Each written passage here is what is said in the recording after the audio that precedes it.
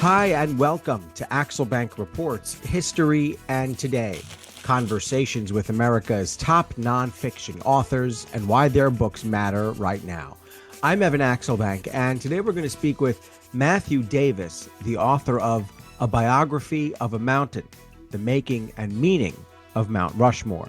This is his second book. His writing has appeared in The New Yorker and The Atlantic, and he is a fellow at the Black Mountain Institute at UNLV.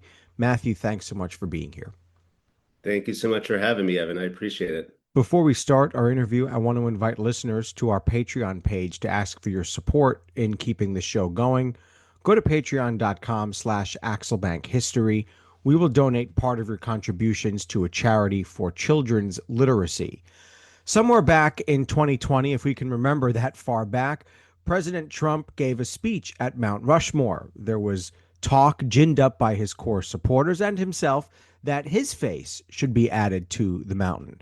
That speech inspired you to write this book because it forced Matthew to think about how we honor those who make history and how we view those who once controlled Mount Rushmore.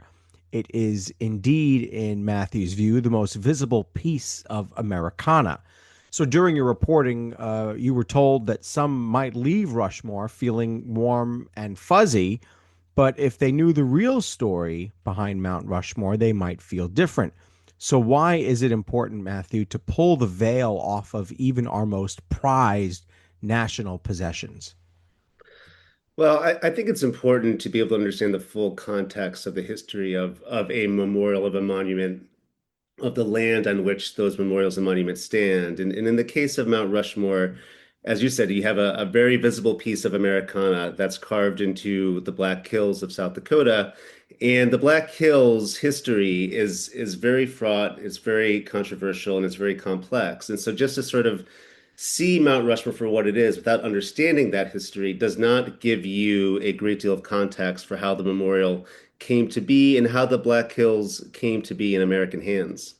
When it comes to the pulling the veil off of Mount Rushmore, how do you convince people that this is something to not look away from? That, yes, it's beautiful to look at. It's incredible to look at. It seems almost miraculous. I've never been there myself. You've, of course, been there many times. How do you convince people to not look away and say, hey, there's an important story behind how these faces got here?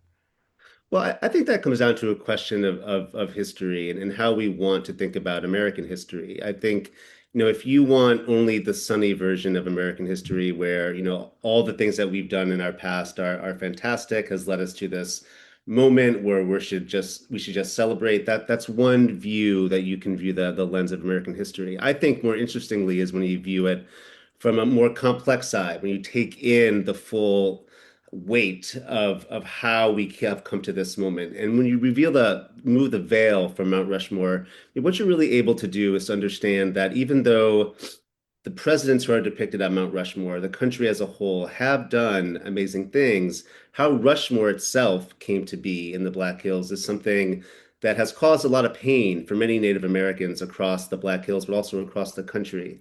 So that's why, I mean, if you understand those complexities, you're able to better appreciate, I think, the full breadth of American history. Boy, imagine if there could be a veil, a literal veil over Mount Rushmore, how big that would be.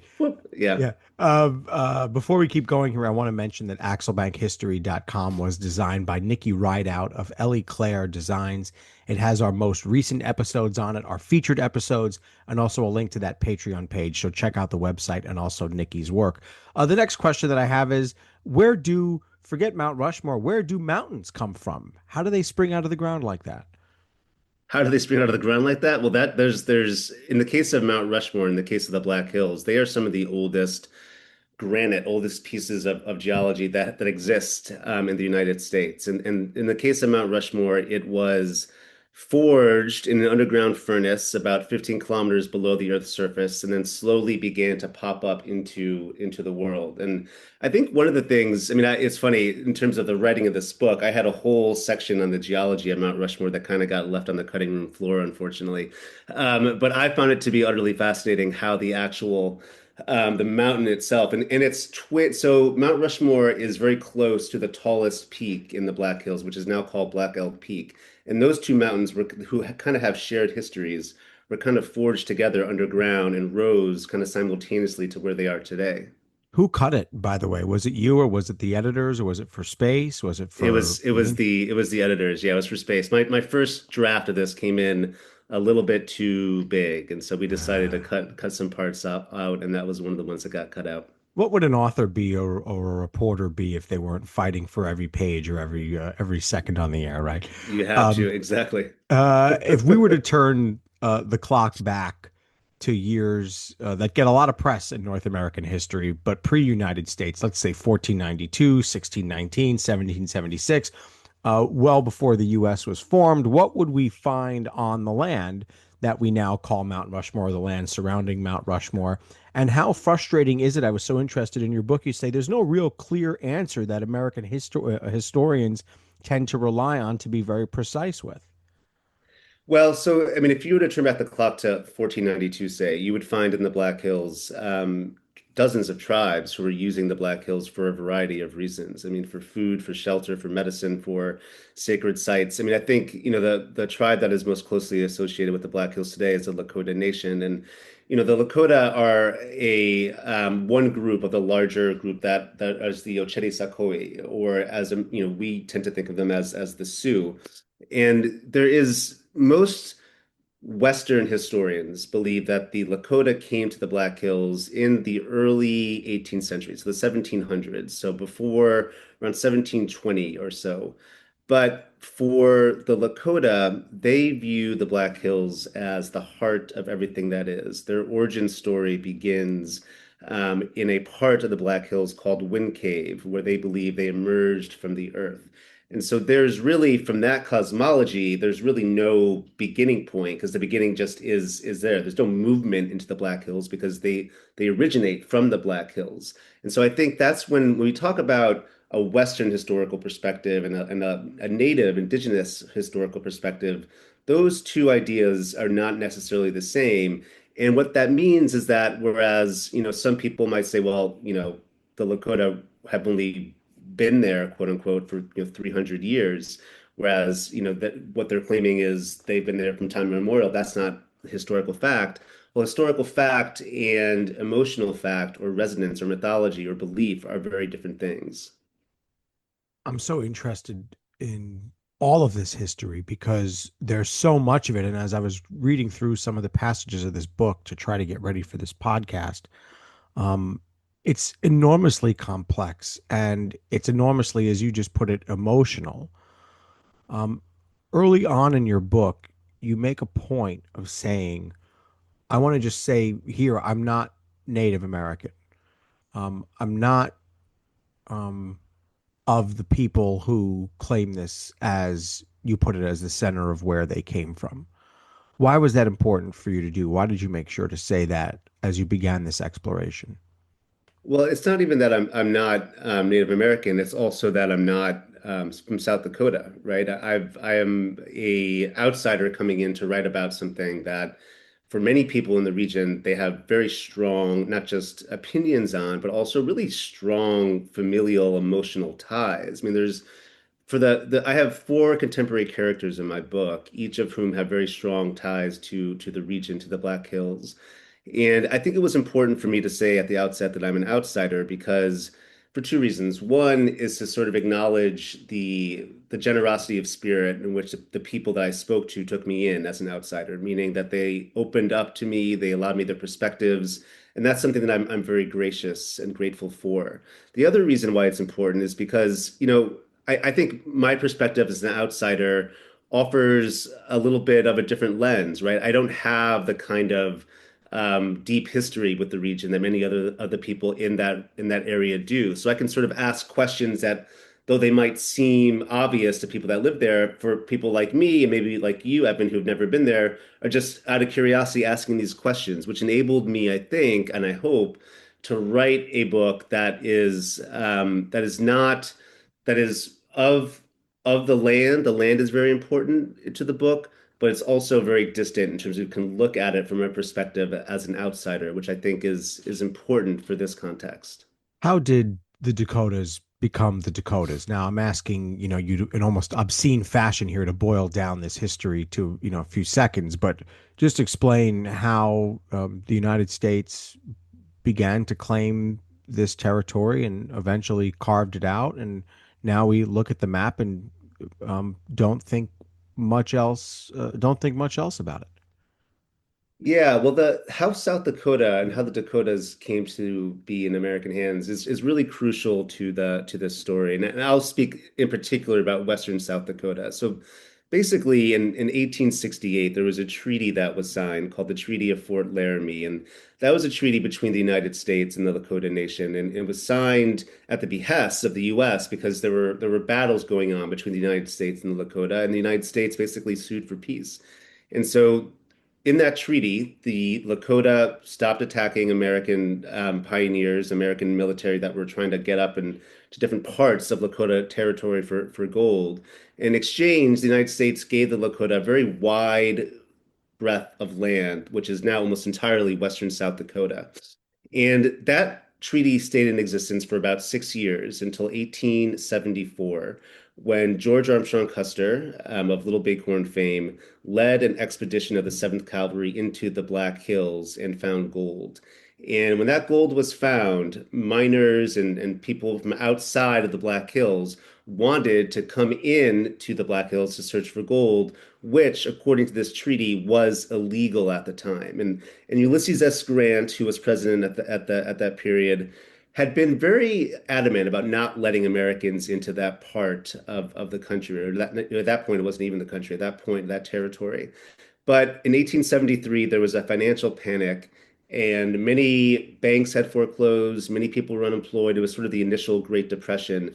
And Ulysses S. Grant kind of threw up his hands and said, "Listen, I can't, hold this tide back any longer." And so miners swept into the Black Hills to search for gold. People went in there to search for gold.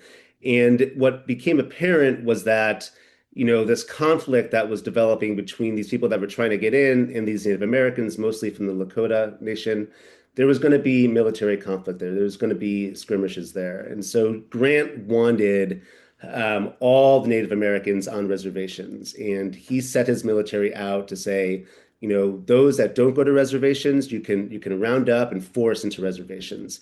And so one of the people that was tasked with rounding up Native Americans was George Armstrong Custer. And so in June 1876, Custer went out with his 7th Cavalry and had a battle at Little Bighorn with the Lakota Nation and Northern Cheyenne. Custer, of course, lost. When the United States received word that Custer and the 7th Cavalry had been mostly wiped out, the United States became enraged and sort of saw Custer as a martyr who had died in the American West. And what they did is they took the Black Hills at that point. They said, you know what, we're going to violate this treaty. We're going to take the Black Hills. And from that moment, the push for Dakota statehood happened. And South Dakota and North Dakota then became states in 1889, I believe it was. And that's, they joined with, I think, Montana and one other state. And that's how South Dakota became part of the United States. What was happening in the U.S. when this idea was hatched in the 1920s that lent itself to this kind of commemoration of these legends? And it's interesting to think that in the 1920s, one of the people on Mount Rushmore had only been dead for a couple of years and was only out of office for 10, 12 years or so, Teddy Roosevelt. So that's pretty interesting that people alive would have known him. Many people, most people would have. And some people alive would have remembered Abraham Lincoln being president in the Civil War. You'd be old, but you'd, have some recollection of that time period. So what was happening in the U.S. where people said, let's commemorate presidents on the side of a mountain like this?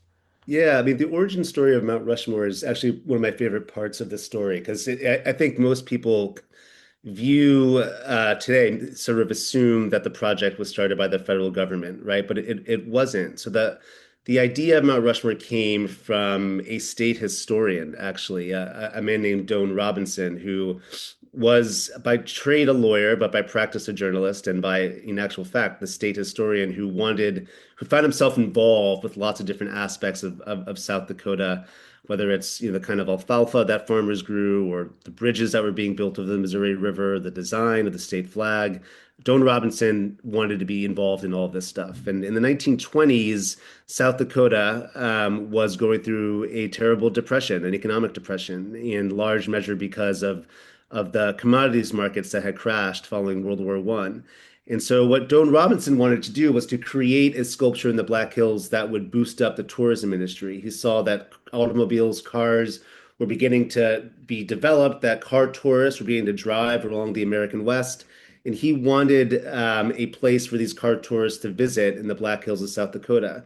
So his initial idea was not to put presidents in the Black Hills. He wanted to carve figures of the American West. So he wanted to carve people like Red Cloud, Lewis and Clark, Custer, Sacagawea. And so that was his initial idea.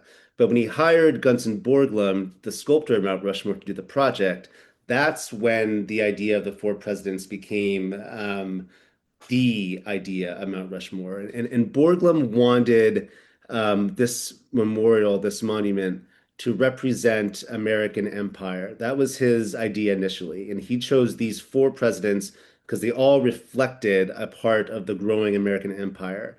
And so that was the initial spark, and that's what put the idea of the four presidents in Borglum's head, and that's what we see today at Mount Rushmore. And you're right. I mean, Theodore Roosevelt was recently had just recently passed away, and Theodore Roosevelt was a good friend of Gunther Borglum. Borglum had known Roosevelt, gosh, for decades. When Roosevelt was the police commissioner of New York City, was when Borglum first met him.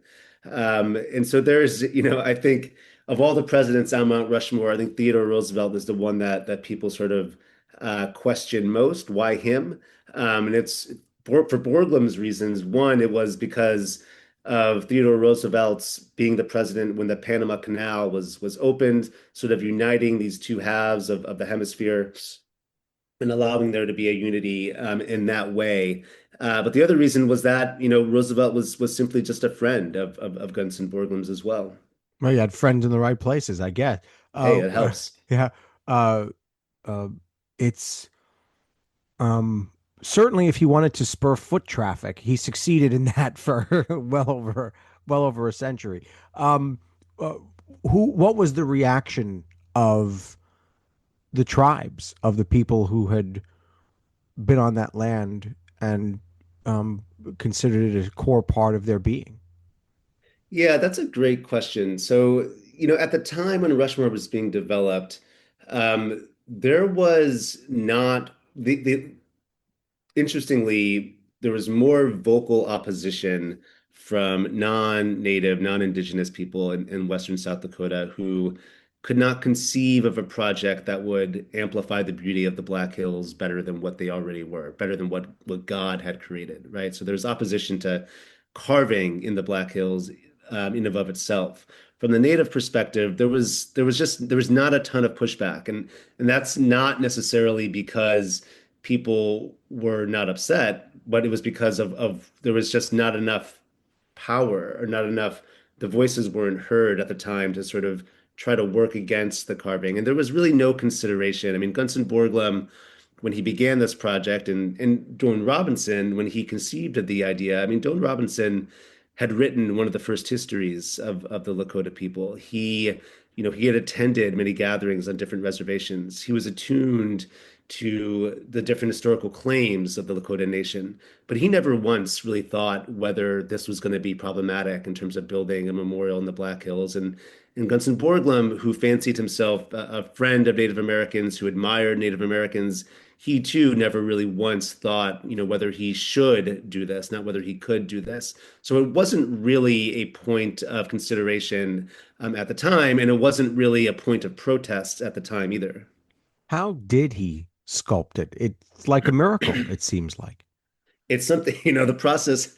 The process is something that just is it's crazy from today. And one of the really fun things I got to do in writing this book was I went with the South Dakota Artist Laureate, a great artist named Dale Lampier, who does a lot of different kind of art. And he and I took a trip to Mount Rushmore, and we literally stood at the base looking at the faces, and Dale sort of pointed out different things to me about the art itself.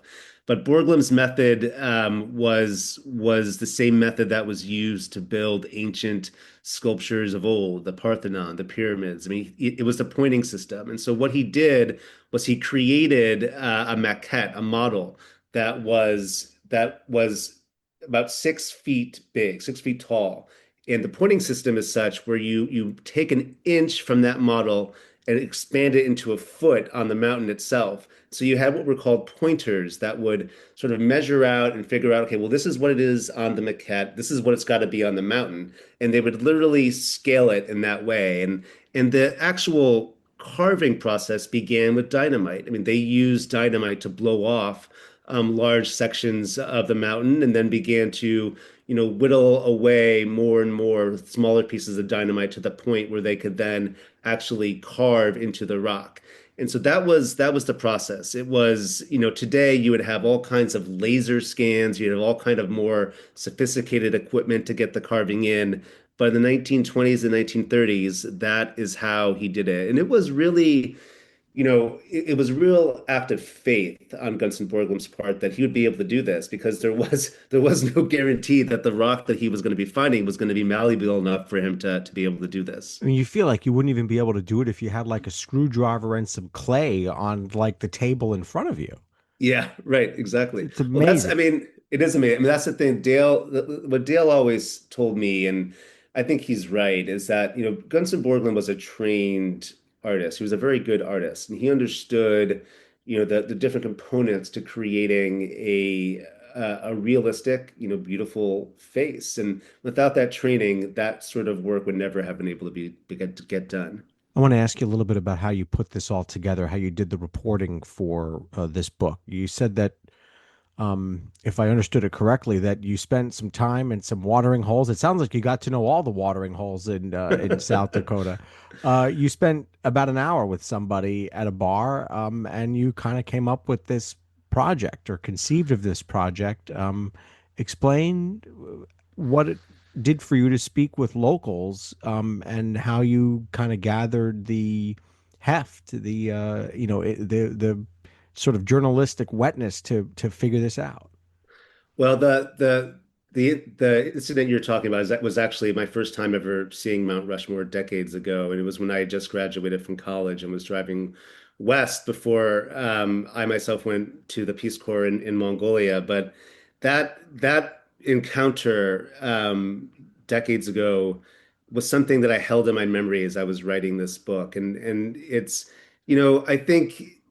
One of the things that I quickly learned when I began to go to South Dakota in July of 2022 and spent time there, reporting and researching, was that people really want to wanted to talk about not just Mount Rushmore, but about what was happening in the Black Hills as well. There were people coming in from different parts of the country, people that were the hills were not so much changing, but they was at an important point for it as an economy, as a tourist destination. And so people wanted to open up. And the incident you're describing 2 decades ago was incredibly formative for me in many different ways, and especially looking back on it from the lens of today, where I had just I was camping throughout the state and stopped at a motel and went into this bar to have a burger and a beer and ended up chatting with somebody who had probably been there for a little while, and it was, late afternoon, and had just an encounter that is seared in my memory for a couple of reasons. One is because as I was, having beer and eating this burger, my poetry teacher from the University of Missouri appeared on Who Wants to Be a Millionaire, and and so I was watching this, and with this guy, this local who was next to me, And as the contestant, this poet named Bob Watts, began to move further and further on to the game show, the question, the $250,000 question, the question that he could have won, $250,000 was, what sculpture did Gunther Borglum create? And the four answers that appeared, two were obviously wrong, but one was Mount Rushmore and the other was Crazy Horse, the other memorial that's in the Black Hills.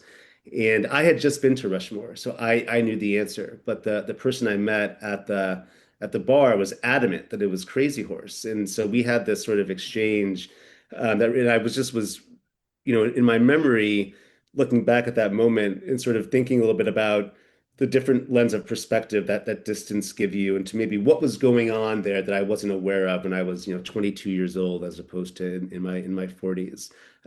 So I was, from that moment, and also just in my other travels, I was able to have, some great conversations with people about Mount Rushmore and about the Black Hills. Did he win the money, by the way?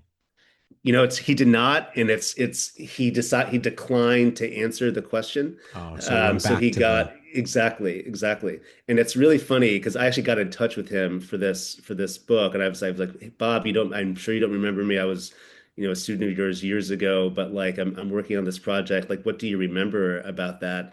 And his memory was, after the show was over and he and his wife were being driven back to their hotel in this limousine that NBC, or I forget who was broadcasting Who Wants to Be a Millionaire, ABC. was Yeah. was it ABC? Yeah. And he was like, I just won like $125,000, but like I felt like shit because like I felt like I knew the answer and I didn't say it, and I could have had, more money. And it's funny how that, he still remembers that. I remember that very, very, very well as well.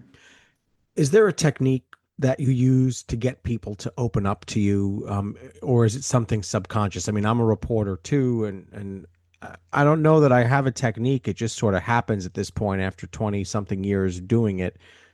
Is it subconscious for you to sit down and start schmoozing people to get information out of them, as you say that you did during the reporting of this book, and that's why you made your statement at the beginning that you thank the people for welcoming you?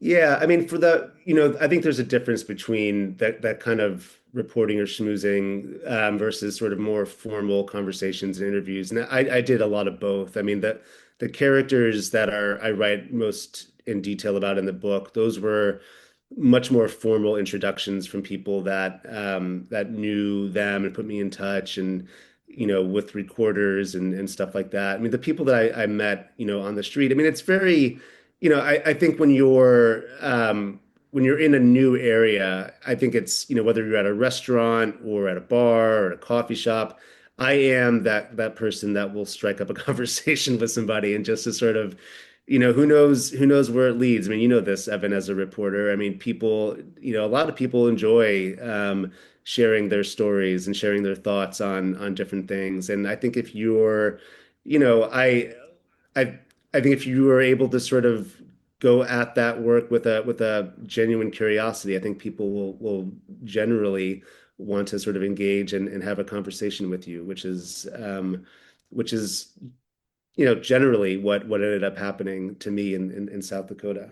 We had a hard time getting this scheduled. I was going back and forth with your public relations assistant, just because of the rigors of childcare. You and I both are working people who have kids who depend on us. How did you write a book while raising children? That is quite a feat. Yeah, well, I have a very forgiving wife, and a lot of help from the grandparents.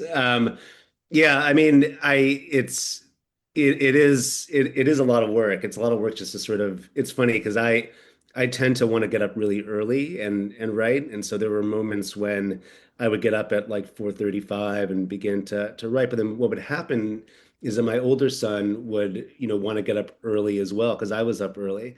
And so then he would get up really early, earlier than I would want him to, and he'd be like, Dad, what are you writing? Dad, what are you writing? And I'd be A like, book. Yeah. right, exactly. It's like, I love you, son, but maybe can you give me a little space Yeah. right now? But no, it was really, I mean, I was away a lot, and and so my wife had to to do a lot of solo work with the kids, solo time with the kids. I think the longest I was away was about a month. And at 1 week during that month, during the kids' spring break, they all came to visit me in South Dakota, and I was able to, show them Mount Rushmore, but show them other parts of the state and the Black Hills as well. And, it was, but I think, for me, one of the reasons why I wanted to write this was because I have kids, because I have two young boys who are being, raised as American in this country, and I think it's such a important, interesting, complex time to be American. And I wanted to, for most of my adult writing life and work, I had sort of worked and lived and written about overseas issues. I was a Peace Corps volunteer. I was a Fulbright fellow in the Middle East. I started an international literary center at Yeah, I George was going to Mason ask about that. University. Yeah. Yeah, and so a lot of, my work was sort of looking outwards. And so this gave me an opportunity to really try to learn about the United States, American history, and try to understand, what it means to be American as we sort of are on the cusp of our 250th birthday and what that means for my kids. And so I think, even though it was sometimes hard to write the book with kids, it really meant a lot for me to try to do this for them. And the book is dedicated to them and to my wife, and my kids get a big kick out of that. They like to Yeah. tell people that. They're in print. Uh, did you find that the descendants of those who considered the Black Hills the center of their universe, did you find that they were eager to open up to you and tell an American author about what impact Mount Rushmore and the construction of it had on their tribes? So it's funny because when I started this project, especially in relation to there's three Native American men and women who I speak to that spend that spent a lot of time with me, and Nick Tilson, Amy Sazu, and Gerard Baker, and Gerard was the first Native American superintendent of Mount Rushmore.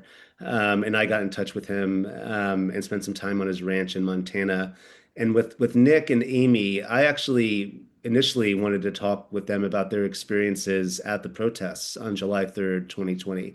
Because while Trump was speaking at Mount Rushmore on July 3rd, there were, peaceful protests that were happening that were preventing people from getting up to Mount Rushmore. And so I initially spoke to Nick was one of the organizers of the protests, and Amy had participated in the protest. So I initially wanted to get their perspective on what that day was like. And, from there, things just sort of evolved, and the stories of their connections to the land of their families just sort of they shared those with me. And so, like, I never really went into those conversations with, trying to get, information about how they thought about Mount Rushmore. It was more initially wanting to understand what that day of protest was like, and that just sort of led to these different conversations. There were three dedications of Mount Rushmore, which I found interesting, including Calvin Coolidge. How often does he get a chance to be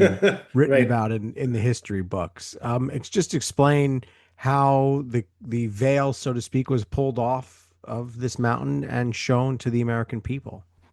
Yeah, so yeah, D Gunston Borglum loved his dedications. And the first one, which is what the book is tied to, was in October 1925.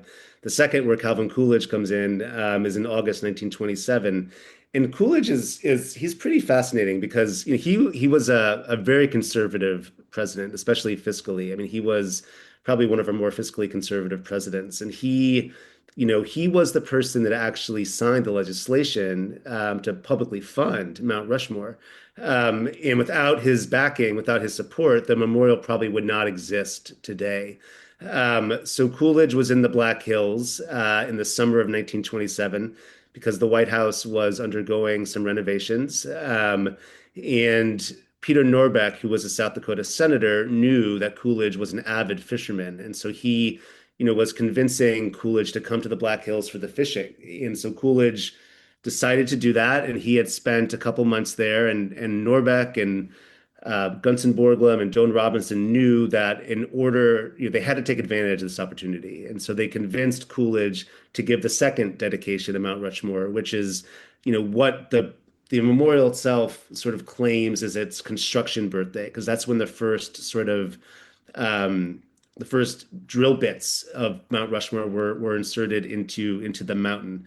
And so Coolidge spoke that day, and he gave, a speech that was very patriotic in nature. And it was an important day because it sort of shifted the tenor of the memorial from one of empire, which Gunther Borglum had in mind, to one that was more wholesome of patriotism.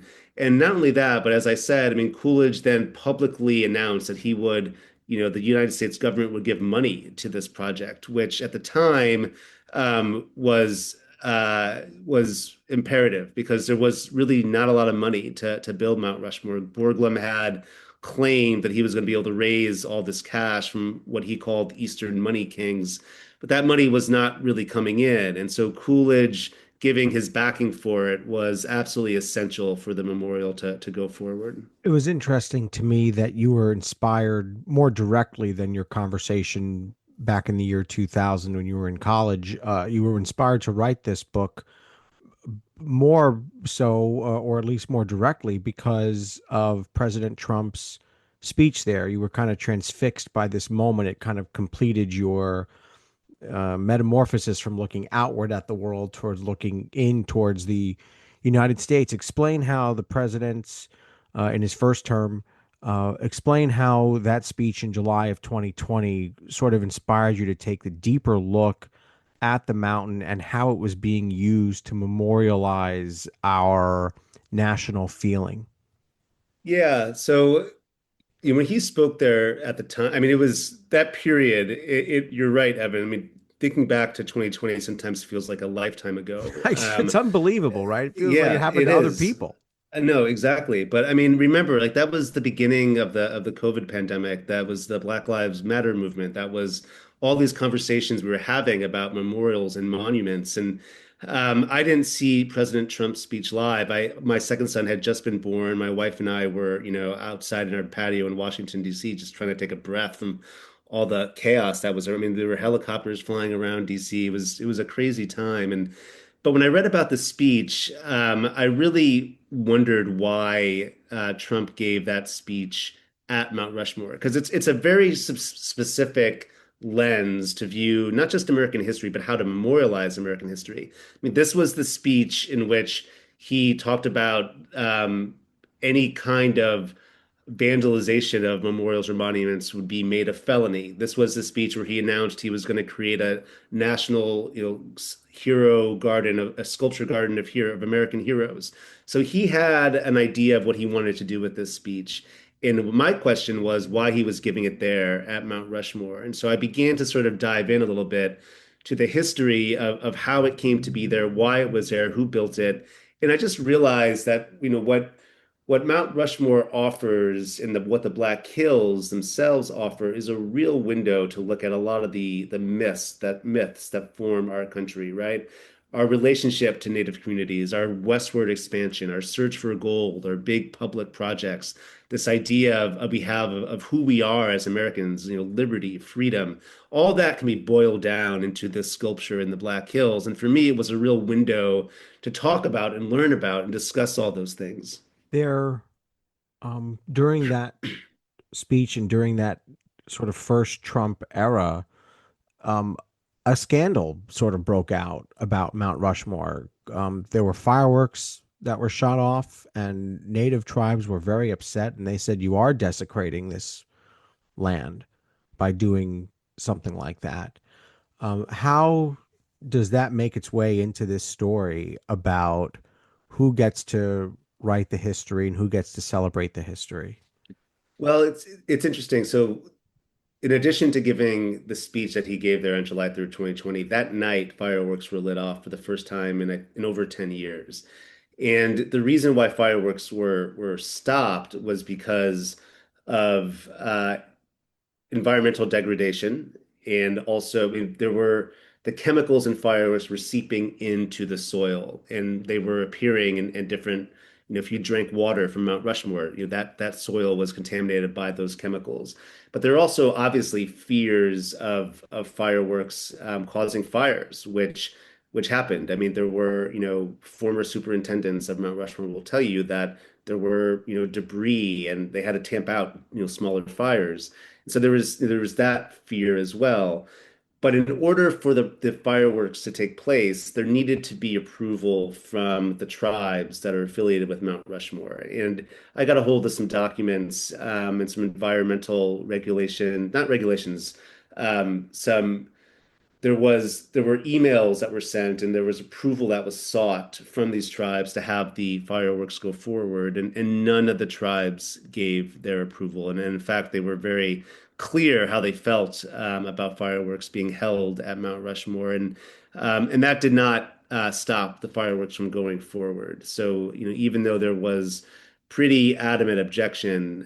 The Trump administration and Kristi Noem, who was governor of South Dakota at the time, decided to go forward with the fireworks. And there were even, I mean, there was a former superintendent named Cheryl Schreier, who was the first female superintendent of Mount Rushmore. She was not the superintendent at that time. She had just left, but she penned an op-ed in the Washington Post saying, these are the reasons why fireworks should not go forward. Most of them were environmental, and but the decision was made to do it, and they went forward. And I think there's a lot of speculation that Rushmore will be playing a huge role in this summer's 250th anniversary celebrations of the United States. That Trump plans to go back to Mount Rushmore, that there will likely be fireworks there, and probably some other forms of celebration as well. The lingering issue of a settlement. There's a Black Hills settlement that's out there.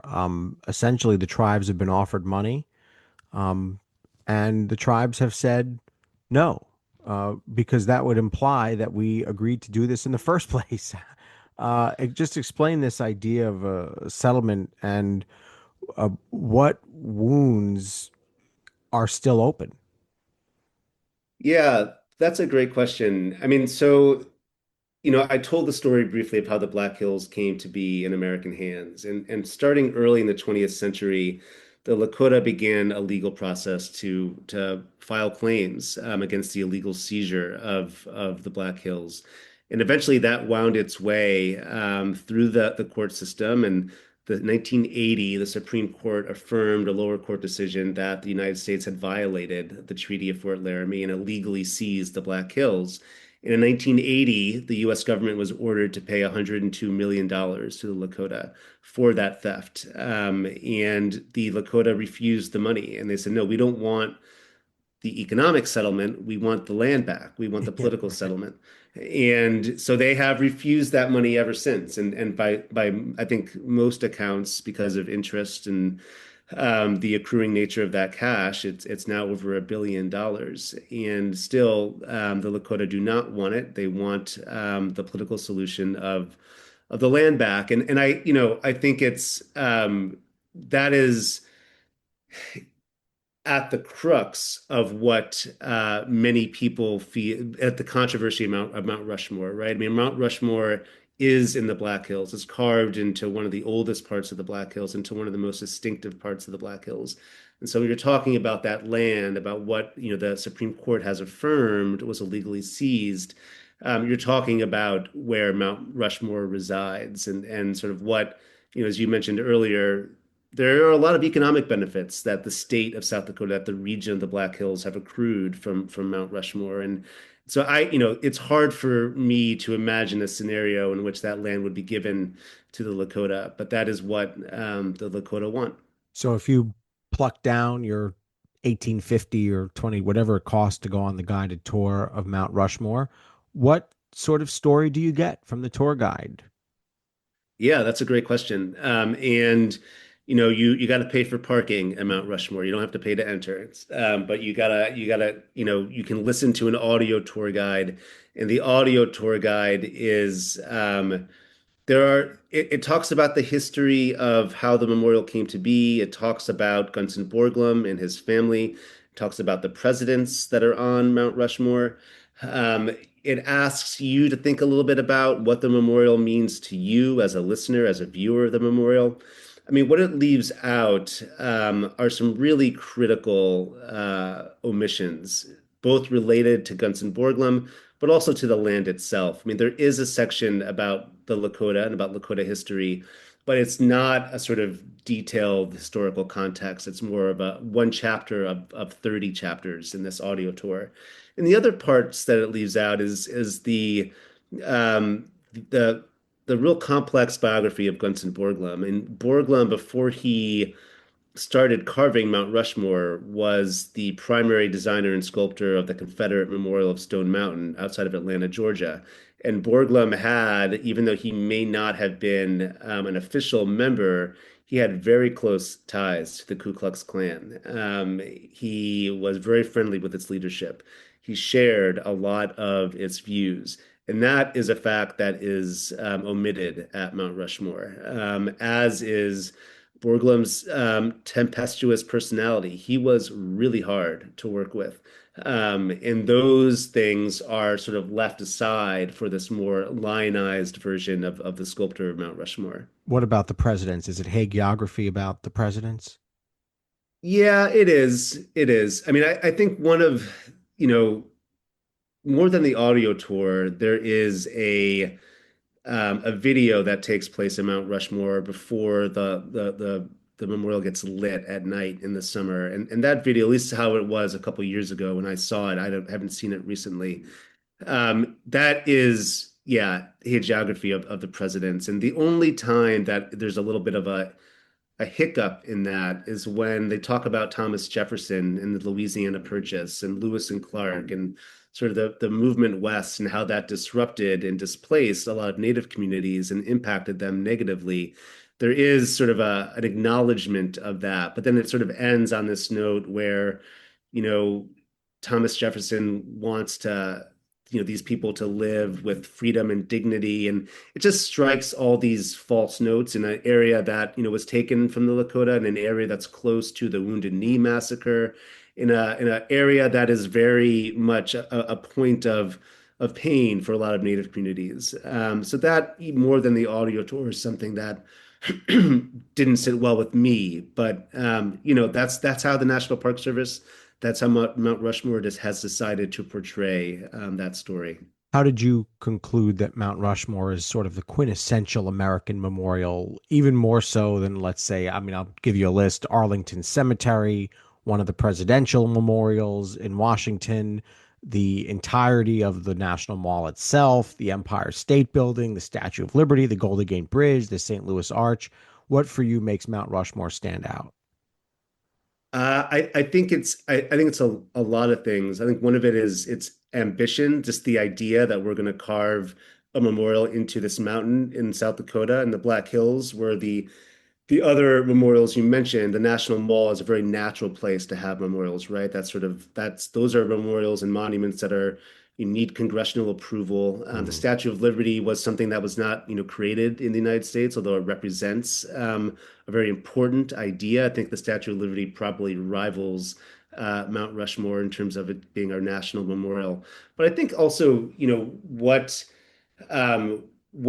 what Mount Rushmore has come to mean, what it has come to represent, and what it has, how it has always been, especially lately, kind of a Rorschach test for how you view American history. I think that in and of itself makes Rushmore, for me, so compelling and so essential as a national monument, as a national memorial. All right, so it is not possible, even though it looks like it might be to the untrained eye, it is not possible to put a fifth face on there. The mountain is too fragile at this point, from what I understand. I, of course, haven't examined it myself. But I'm saying that you, Matthew, you have to put a fifth president on there. You have to uh, pick one out of 47. It's funny. I think the New York Post is going to be running a story on this book, and they asked me the same question: Oh, really? which president would I want to put on there if there was room?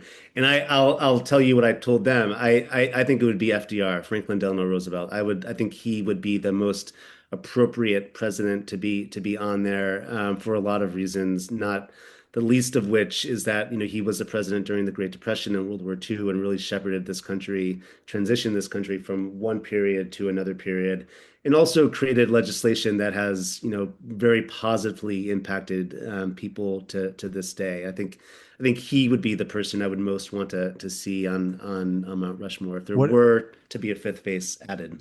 what is it like for you to go to Mount Rushmore now after working on this? Can you still enjoy it, or are you like the tour guide that nobody wants to be next to during a trip like that? That's a good question. It's funny. I made it a No, no ritual of offense. I mean, no, no, please, yeah, yeah, please. yeah, yeah. I made it a ritual of mine whenever I flew into South Dakota. The first thing I would do would be to drive to Mount Rushmore. It would always center me with regards to this project. It would always sort of remind me what I was working on. And I think the memorial itself is very different depending on when you visit it. In summer, it's very crowded. There's lots of tourists, lots of visitors, and it gets less crowded in different seasons. And some of my favorite times to be there were actually in winter when it was pretty empty and it was pretty cold and it was, it offered a great deal of space for reflection and thinking. And, when I go there now, I was in South Dakota a couple of weeks ago, actually. When I go there now, I think I'm just very conscious of in ways that I was not when I started this project of, to go back to what we started with, the really complex history behind it and why that history is so important. I mean, I cannot go into the national park that is Mount Rushmore without thinking of the many people that I have spoken to for this book, without the reading that I've done, without understanding, why this memorial means so much and it means so many different things to so many different people, right? That is something that I cannot really escape when I go there. And I try not to. It's funny. I try the last person who I quote unquote brought to Mount Rushmore was my dad in 2023. We went there together, and I mean, he's a very inquisitive man himself, and he's got a lot of thoughts and opinions on Mount Rushmore and the presidents on there. But I did kind of feel like that tour guide that was like, "Have you thought about it from this way? And have you thought about it from that way?"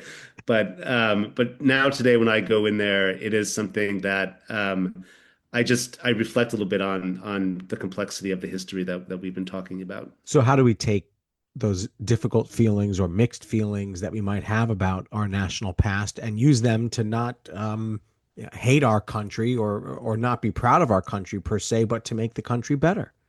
Well, I don't. I think that understanding the complexity allows you to understand and respect our country even more. I mean, I think you have to sort of be able to understand, with regards to Mount Rushmore in particular, what happened in this land and how this memorial came to be here. And if you can understand that, then you can get a better appreciation of the sacrifices that many Americans have made across the generations for us to be where we are. And I think one of the things I say in my book is I'm not opposed at all to memorials or monuments that encourage patriotism. I think it's important as Americans or as any kind of country person or nationality that to have spaces where you can feel proud of your country, proud to be an American, proud in the ways that you want to feel pride. But maybe those monuments and memorials should not be in land that is sacred to people who you committed acts of genocide against. I mean, I think that to me is something that's a glaring disconnect with regards to Mount Rushmore. And though I think, if you understand that as an American, I think that will allow sort of a complex understanding that can then maybe sublimate itself into a little bit more pride in other places across the country. Have you decided if you're going to do another book, what kind of project might be next? Is it going to be another mountain or is it going to be another memorial or what?